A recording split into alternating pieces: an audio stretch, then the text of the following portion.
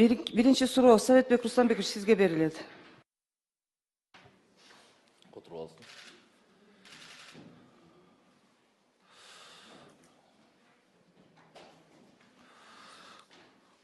алсын.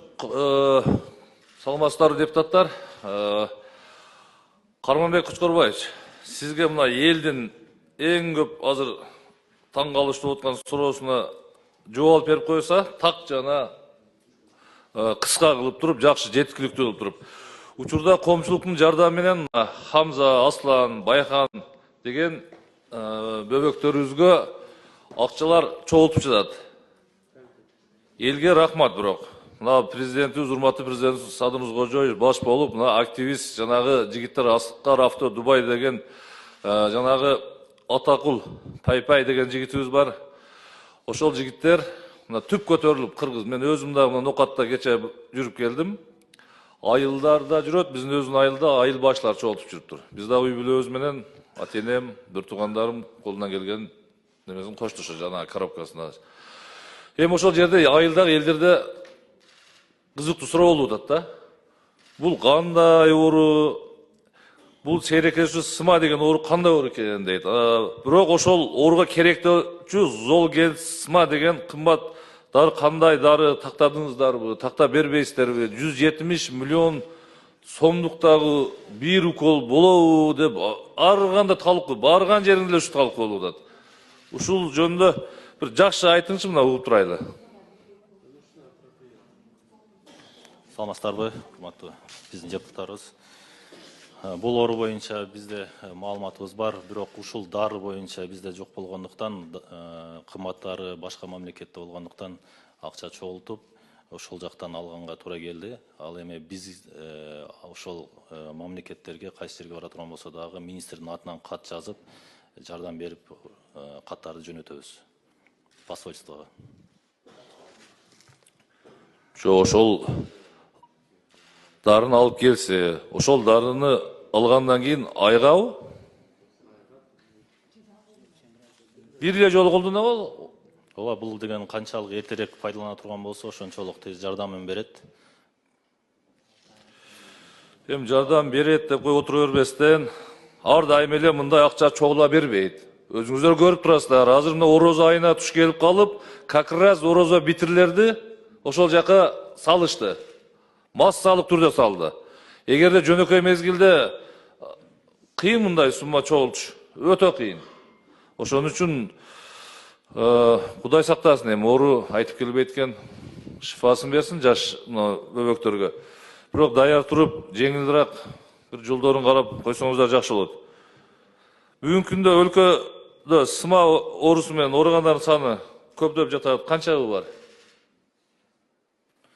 Бизде сыма боюнча дары-дармектерибиз бар, фонд высоких технологий боюнча, бирок биз ошол айтылгандарыбыз жок, башка дарыбыз менен камсыздалып жатат. Азыркы эмнесин тизмесин азыр сизге тактап берем. Жакшы. Ушул сыяктуу көп суммада каражат талап кылган операция жаса турган жүздөп саналат. Тилек каршы көпчүлүк карапайым калктын арасында, билесиздер. Андан кийин экинчиден дайым эле бүгүнкүдөй масштабдуу акча жыйноо кыйын болот. Үчүнчүдөн мындай жагдайларда бейтапты да элди да бушайман кылбай, мамлекеттик деңгээлде кам көрүп, маселенин чечилген дурус болот. Туурабы? Туура. Бул сыма боюнча, бул фонд высоких технологий боюнча биз алганбыз дарыны. Азыр эне жана бала коргоо борборунда дары бар. Дары бар болгон болсо өтө жакшы экен. Анан кийин саламаттык сактоо министрлиги бул жаатта талыкпай күнү-түнү эмгек кылгыла. Элди көрүп атасыңар, оңой эмес. Бери келип кооз жооп берип койгон менен эчтеке чечилбейт. Аракет каттуу кылыңыздар да, мындай кечегидей бөйрөк, жүрөк оорусуна операциялар өтө көп болуп. Мына депутат катары эми эл кайрылат экен да. Жалган айтпайм, бир күндө сөзсүз 2 адам жардам сурап кайрылат. Индияга учуп аттым эле, Европага учуп аттым эле, самолеттун билетин алып бериң, хотя колуңуздан жардам келген. Жанагы эми мага соцсеттен жиберген сүрөттөрдү көрсөң, сүрөтүн, видеосун жиберет экен да. Жүрөгүң ооруйт. Бир күн, 2 күн ойлонуп жүрөсүң. Ошого сиздер дагы аларга атайын ар бир жерлерде кабыл алуу пункттарын жакшы кылыңыздар. Кээ бир жерде байкуштар кыйналып атат. Ар врачка барып, тияка барса, бияка бар деп, бияка барса, тияка бар деп, Бишкекке келгенче чейин азап болуп атат. Шуну жакшы уюштуруңуздар. Жарайт, алкырабыз. Учурда инфекциялык ооруканалардын абалы кандай? Аймактарда канча инфекциялык ооруканалар жетиштүүбү? Аймактардагы инфекциялык ооруканалар. Аймактарда Абалы кандай? Абалын айтсаңыз, өтө жакшыбы? Өтө талапка жооп берип атабы, кандай болуп атат? азыркы учурда аймактарда жана борборубузда болгон ооруканаларыбыз айтылып кеткендей эле бул 30 жыл, 40 жыл мурун курулган ооруканаларыбыз. Ошол себептен азыркы учурда койкаларыбыз толук болгону менен мына эпидемия болуп, күз, кыш мезгилдеринде бейтаптар көбөйгөн учурда, бейтаптар аябай көбөйүп жатат. Биз ошого жарашыктуу мисал үчүн мына борбордук жугуштуу оорулар ооруканасында жаңы имаратты Корея, Япония мамлекети менен жаңы имаратты курабыз деп жатканбыз. Ал планда быйыл буйруса ашат. Азыр биз комитетке киргизип жатабыз. Сиз киргизип жатабыз, кылып атабыз, аткарып атабыз деле келтесиңер да, бирок элдин эме үнүн уксаңыз вообще башкача да. Келип эле кыз азыр мисалы үчүн министр келсе, может так жакшы жооп берсе керек эле. Мына келбеди, өткөндө эле өзү айткан. Мен сиздер менен тыгыз иштешем, социалдык комитет менен. Ар бир дайым ушундай болот, убактыбызды алабыз дагы, азыр талаптагыдай бир дагы жооп алган жок. Мына сыма боюнча Золгесма деген дары кандай, эмне болот десе, үстүрттөн эле жооп берип коет. Андагы мен деле жооп берип коем да. Карганбек Кучкурбаевич. Сизге так маалымат айтып коелу, мейли биздин адистердин баары толук келди азыр 5 мүнөт. Анан жана сиз жооп бердиңиз го, билбесеңиз эмне үчүн жооп бердиңиз? Элдин суроосуна жооп берип атам мен, просто миңдеген эмес, миллиондогон адамдардын суроосуна. Буга кызыктуу болуп атат, элгечи таң калыштуу болуп атат, коркуп атат. Шундай оору болуп калса кандай болот? 170 миллион деген бул айткан оңойбу? Билбейм мен. Мына элибизге рахмат, кыргыз эли ушундайда түп көтөрүлүп жабышып, эми бул деген 1-2 баланын гана тагдырына чечилип калат. Калганычы келечекте, Кудай сактасын. Наргиз айым, сиз жооп берсеңиз, Кыргыз фармациясынын директорунун Бардыгы орунбасары. жооп бергенде карап атабыз, талапка жооп берип атат, аракет кылып атабыз деген менен не болот эми ушу менен? Уруксат берсеңиздер ушу. Каршылап жооп бербейсизби? Боло турган болот, болбогон болбойт, жогун жок деп. Коздай бересиңер бардык нерсени. Саламатсыздарбы, урматтуу депутаттар, ушул вопроско, суроого жооп берип кетейин. Сиз айтып аткан жана спинально-мышечная атрофия деп, оорусу, сыма деп, былтыр фонд высоких технологийден 100 миллион бөлүнүп берилген. Биз каралган каражатка 240 флакон деп алып келип бергенбиз. Ал 8 балага жеткен болчу. Риздиплам деген дары каражаты, торговый названиясы Евризди деп. Жылдын аягында ошо сэкономленный акча каражаты деп дагы 100 миллион бөлүнүп берилди, дополнительный каражат.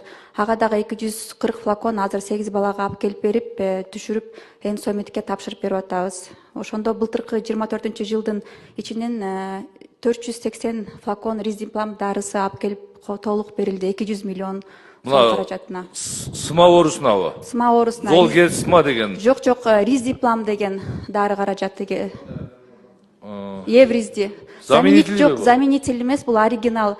Запатентованный, оригинальный ушул эле дары каражаты кетет дүйнө жүзү боюнча. Бул оригинал. Анан азыр мына биздик жанагы бөбөктөр кайсы жака барганда азыр? Кайсы мамлекетке барып ушул дарыны? Муну биздин өзүбүздүн эле Энсомиттен барып алып, дарыланып келатышат. Риздиплам деген дарысы запатентованный, оригиналдуу дары. Швейцариядан чыгат.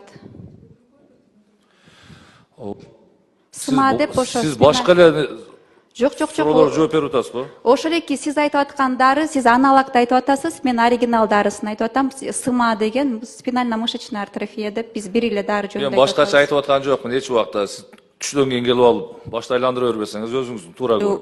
Наргиз айым, ошол дары берип атпайм суроону. Карганбек Кучкурбаевичке. Анда угуп туруңуз. Запатентованный оригинал дарысын алып. Анда угуп туруңуз. Башынан суроо берем мен сизге. Учурда коомчулдук жардам менен Хамза, Аслан, Байханга акча чогултуп жаткан. Бул сейрек кездешчү сыма деген оору кандай оору экен деп. Ошол ооруга керектүүчү Золгесма деген кымбат дары кандай дарыны тактадыңыздарбы дейм. Ушул дары менен айыгып кетишине Kepillik beresiңерби десем, сиз баягы 480 флакон алып келдим, анан муну алып келдим, 100 миллион бөлүндү. 100 миллиону кайсыга бөлүндү? Сом менен айтып атасызбы, доллар менен айтып коюң. Бул жерде 2 миллион доллар жөнүндө сөз болуп атат. Бир дары 2 миллион доллар болуп атат. Так жооп бериң ана. Бир флакону. Кимиңер жооп бересиңер? Наргиз айым, сиз айткан азыркы дары дармек. СМАга берилген биздин айландырып жооп берип туруп, ушул элдин башына айландырып туруп кетип каласыңар. Анан элде башталат. Арзан эле турбайбы, дары ушул жерде бар турбайбы, даяр экен деген сөз чыгат. Сиз мага так жооп бериң. Мына Хамза Аслан Байканга керектелүүчү болуп аткан СМА деген ооруга Золгесма деген кымбат дары боюнча айттым мен сизге. Так жооп берсеңер. Туура суроо берип атасыз. Ошо СМА дегенге эми дүйнө жүзү боюнча эки эле ошо дары колдонулат. Сиз айткан дары, анан Риздиплам деген дары мындай доказательный медицинада экөө колдонулат. Анан жанакы Золмигрен, да, бул дары каражаты өзүнүн эффективнүүсүн көрсөткөн эмес, Риздиплам көрсөткөн, запатентованный оригиналный дары деп Швейцариядан чыккан. Ошо дары каражатын Кыргыз фармация аркылуу 24-жылы 200 миллион сом каралып, ошо дары каражаты алынып келинип берилди. Бүгүнкү күндө Энсомитке берилдик. Риздиплам. Сиз вообще эле башка жакка кетип калдыңыз, жооп бере алган жоксуз. Мына биздин коллективдагы канаттандыңарбы суроого? Урматтуу депутаттар. Депутаттар канаттанбагандан кийин карапайым эл аякта угуп отурган баш түшүнгөн жок азыр. Башка дагы эле айландырып эле башка суроону жооп берип атасыз. Кыргызстан боюнча азыр канча ушул СМА менен ооруп аткан Канат Темирбекович, айтып бериңизчи. Бири да даяр эмес, жооп бере албайт. Көрдүңүздөрбү? Мына көрүп турасыздар. Канат Темирбекович жооп берем дегендей кылып атат, угуп көрөлүк, Ар бирин бирден угуп отура беребиз. Эми убакыт албай, билгени жооп бербейби бу жердечи? Бери толтура депутат отурат азыр. Суроолорун дапдаяр кылып алып отурат мына. Совет Түркүстөнбекович, Канат мырза, сиз жооп бериңиз. Так жооп бергиле. Кимиңер так жооп бересиңер? Наргиз айым, себеби силер ушул дары боюнча бизде 30 канча бала азыр ооруктап атат? 28 бала. 28 бала. Мына силер эмне себептен ушул маселе болуп көтөрүлдү? 8 балага эле силер бир бул дарыларды алып бердиңиз, кайра да алып бердиңер, кайра да 16 да 8 балага. А калган балдар эмне болду? Ошондуктан бул балдар аргысыз ушундай реклама менен чогултатат бул акчанычы. Себеби деген башка балдар деле да калып калды да. Силер ошолорду так аныктабай, ошондуктан силер ушул дарыларды толук алып берген жоксуңар. Эгерде алып бергенгерде ушундай маселе болмок эмес да. Жок, бул жооп бере албайт ба? Айландырып эле унутуп жөн эле элементарный суроо жооп бере албайт. Каяктан алып балдар азыр барабы ошол мамлекетке барып сайдырып келеби, же ушул жерден эле дарын алып келип алып саябы десем, айландырып атат. Кыргызстандан Энсомиттен алып атышат бул дары каражатты. Мына жыйналып аткан акчага ушул жерден алышабы? Ооба, биздин Мына эл жыйнаган акчага, эл жыйнаган. Өкмөт бизден бюджет бөлүнүп берди. Мен сизге дагы үчүнчү жолу суроо беремби кайра? Мен сизге кыргызча суроо берип атам. Учурда коомчулукта жардам менен Хамза Аслан Байканга акча чогултулуп жатат. Ушул чогултулган акча боюнча балдар дарыны кайсы жерден алып туруп, уколду кайсы жерден алат деп атам. Тиги чет өлкөгө барабы, же уколду алып келип берде саябы деп эмне эле айландырып атасыз кайра? Урматтуу депутаттар, мен жооп берсем болотпу, уруксатпы ушул суроого? Мен Жооп бериңиз. Нышанбаев Мирбек, дары каттоо бөлүмүнүн башчысымын департаментте. Относительно лекарственного препарата Золгенсма хочу сказать, что этот лекарственный препарат стоит в настоящий момент достаточно дорого, да, около 2 миллионов долларов, да, цена этого препарата. Вот. Этот препарат в настоящее время, по моей информации, да, по Кыргызстану получил только один ребенок. Вот. И эффективность этого препарата в настоящий момент, да, составляет всего, то есть эффект у этого препарата наблюдается только у детей максимально до 2 лет и весом менее 13 килограммов. Кыргызча жооп бере албайсызбы? Кыргызча билбейсизби? Айылдагылар сурап атат бул суроону. 90% эл айылда жашап атат. Кыргызча жооп берип коюң. Түшүнүктүү болсун. Элдин суроосуна жооп алып берип атабыз. Бул өзүм үчүн алып аткан жокмун мен. Эл ушуга аябай кызыгып калды. Коркуп калды даже. Ушундай дагы дары болобу деп бир немеси жанагы флакону 2 миллион доллар дегенди угуп элдин башы катып калды. Кудай сактасын. Так жооп берди десе, бири жооп бере албайт. Бүгүн элде коомдо ызы чуу болуп атат. Коркушуп, Акчалар жыйнап, булар болсо бири даяр эмес. Карасаң, сен жооп бер, сен жооп бер, 4 адам жооп берип атат. Биринин суроосу канатарлык эмес. Же бул маселени башкадан карайбыз. Кандай кылабыз, Енара Кылбекова? Даярданып келсинби? Так маселе жоопторду алып беребиз белге. Даярлыгы кандай экенин.